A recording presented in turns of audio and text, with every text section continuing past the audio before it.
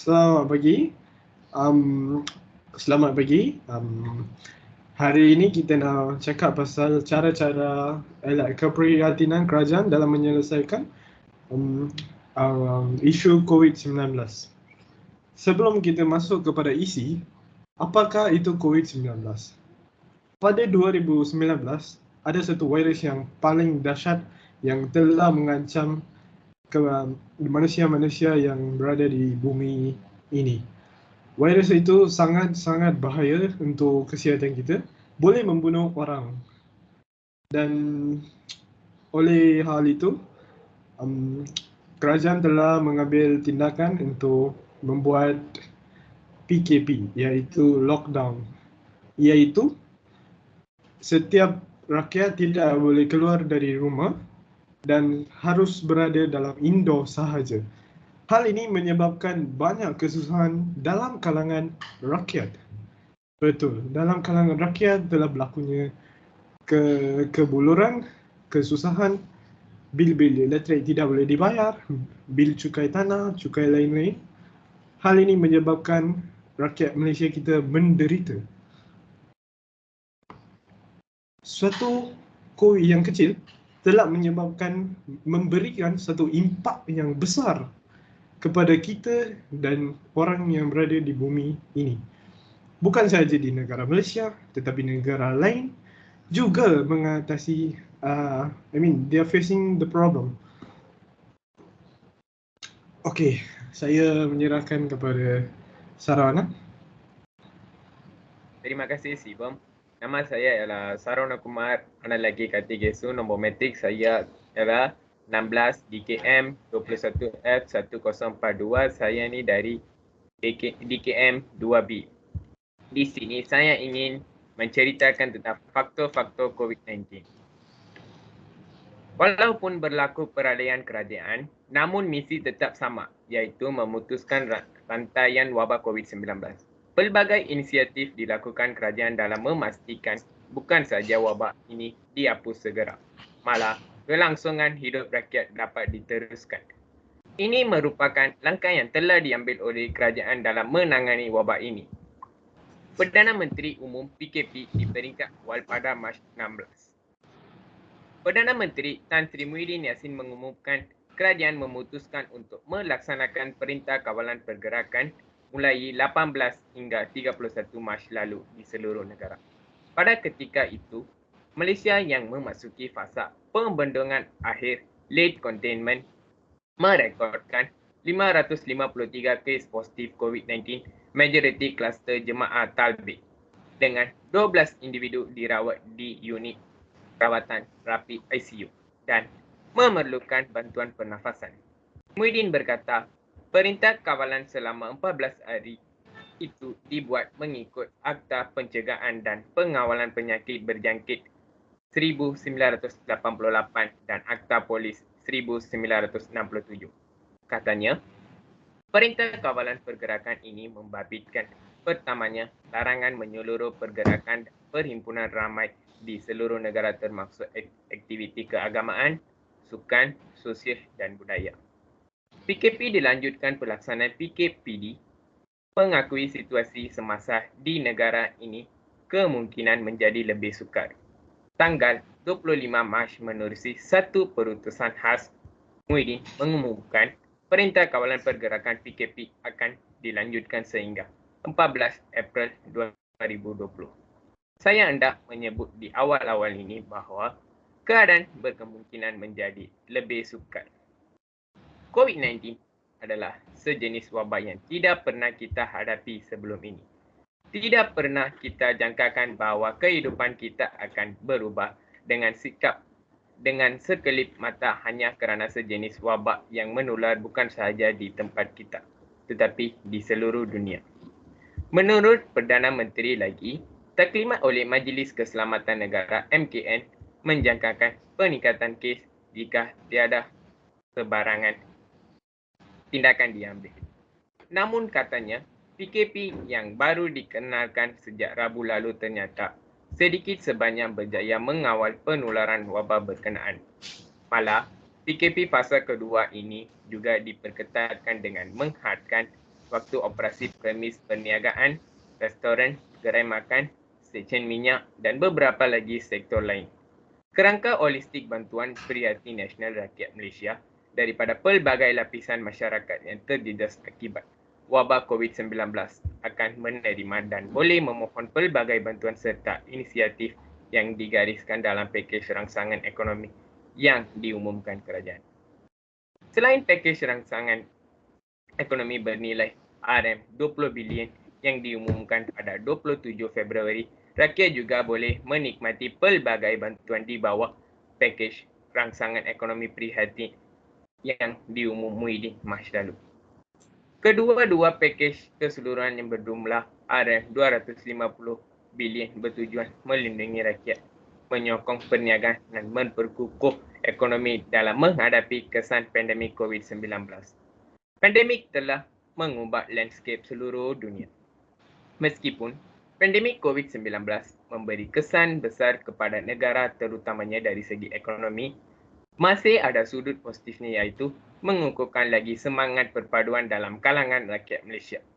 Ini terbukti apabila pelbagai lapisan masyarakat tidak kira latar belakang, bangsa, agama membuktikan bahawa mereka adalah masyarakat prihatin dan turut bersama-sama dengan kerajaan mengulur bantuan kepada keluarga yang terjejas, terutamanya ketika tempoh Perintah Kawalan Pergerakan. Majlis Belia Malaysia melalui Majlis Belia Daerah, negeri dan badan-badan gabungan yang mempunyai keahlian pelbagai kaum bergabung bagi mengulurkan bantuan kepada orang yang memerlukan sepanjang tempoh Perintah Kawalan Pergerakan PKP. Jelasnya hikmah COVID-19 telah menunjukkan kebaikan rakyat secara individu atau tidak berkumpulan. Ini sahaja daripada saya. Saya ingin memberi kepada Sivam. Terima kasih kepada Sarwana Kumar, seterusnya kita bergerak kepada kesan-kesan iaitu impak-impak yang di mana Mohin akan menjelaskan. Ya Mohin. Okey, hai, selamat petang. Nama saya Mohindran Analaki Sasi Kumar. Nombor matris saya adalah 16DKM21F1052. Okey. Hari ini saya nak bincangkan tentang kesan-kesan keprihatinan dalam kerajaan menyelesaikan masalah rakyat semasa COVID-19 amat membanggakan. Okey, seterusnya meskipun pandemik COVID-19 memberi kesan yang teruk kepada terutamanya dari segi ekonomi, masih ada sudut positif iaitu mengukuhkan lagi semangat perpaduan dalam kalangan rakyat Malaysia, kata Menteri Komunikasi dan Multimedia. Saya setuju COVID-19 ini menyalahkan budi baik orang Malaysia. Sebenarnya Malaysia prihatin melambangkan nilai-nilai murni yang ditunjuk oleh rakyat dan kerajaan di negara ini. Keprihatinan kerajaan dalam mengutamakan kesejahteraan dan kebajikan rakyat melalui inisiatif pakej rangsangan ekonomi prihatin rakyat yang merangkumi aspek ekonomi, kebajikan serta kelangsungan hidup rakyat Malaysia. Lepas tu, pemberian suntikan vaksinasi menerusi program imunisasi COVID-19 juga perlu disediakan bagi mencapai imuniti kelompok kerana yang boleh menyumbang kepada penurunan kes COVID-19. Okey, selepas itu vaksinasi juga ada banyak pelbagai jenis iaitu Sinovac, Pfizer, AZ dan selainnya. Vaksinasi perlu diambil sehingga 3 dos. Yang saya tahu 3 dos lah. Okey, seterusnya kerajaan juga buat food bank seperti food bank itu ada Maggi, biskut, ada makanan yang perlu, beras, selainnya. Kerana semasa COVID-19 ekonomi dah turun sangat. So, kerajaan membuat satu plan untuk membuka food bank. Okey, kerajaan memang rakyat memang hormat kepada kerajaan kerana kerajaan ada buat banyak pertolongan semasa COVID-19. Itu saja. Terima kasih. Saya serah kepada Siva. Terima kasih kepada Mohin untuk menyampaikan kesan-kesan yang isi tersebut.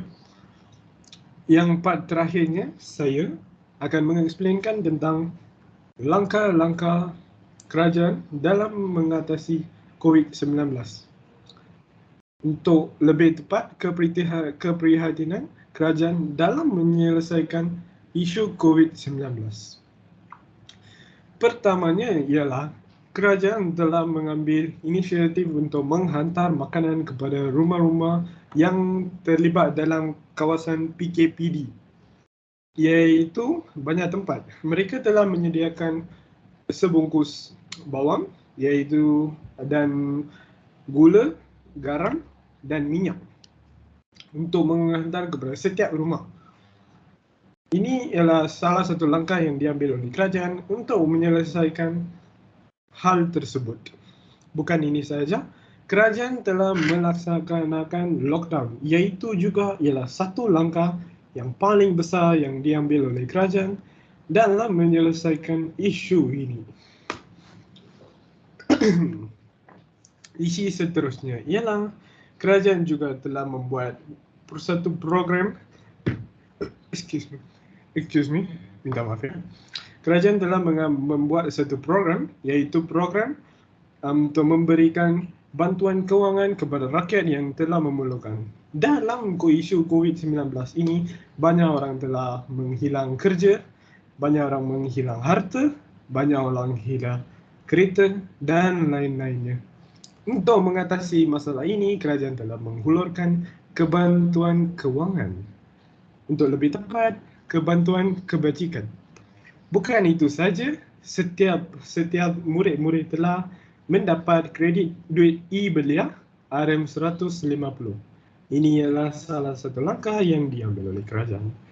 Moving on kepada next isi ialah kerajaan juga telah membuat satu program untuk sesiapa-siapa yang mengalami stres dalam isu COVID-19 ini.